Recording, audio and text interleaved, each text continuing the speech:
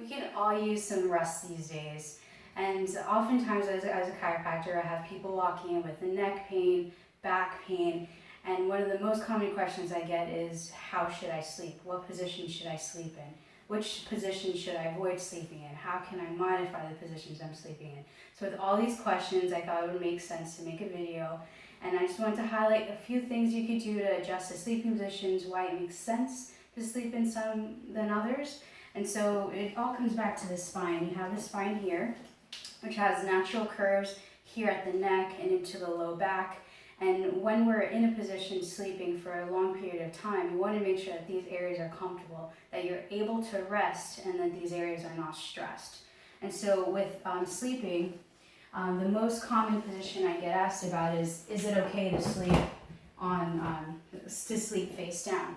So if we do that, what that does is causes the body, especially the neck, to go into ultimate end range. But not only that, it creates a lot of stress on the throat, it creates extra pressure on that upper back, and you're there for a while. So what you want to do is either transition to sleeping on your side or ideally on your back.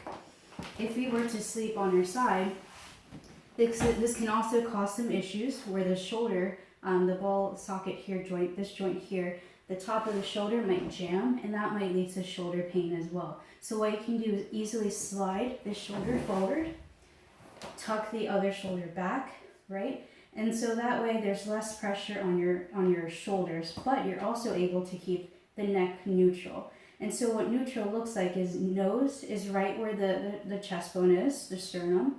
And so what can also be helpful to keep the spine from dragging downward is to place a pillow right between the knees. Now, oftentimes, especially with my pregnant patients, I hear, oh, like I always have a pillow between my knees, but I still feel pain across my hips.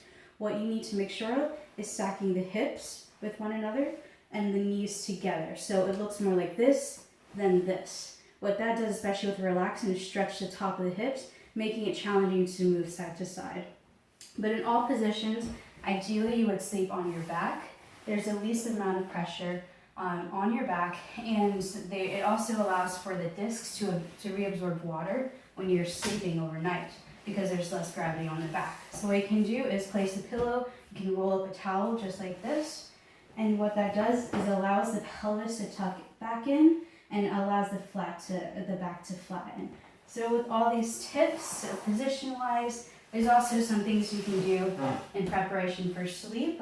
We have some homeopathic remedies called cord valerian, relaxtone. You can order it here in the office, and we can prescribe the exact amount that you should take.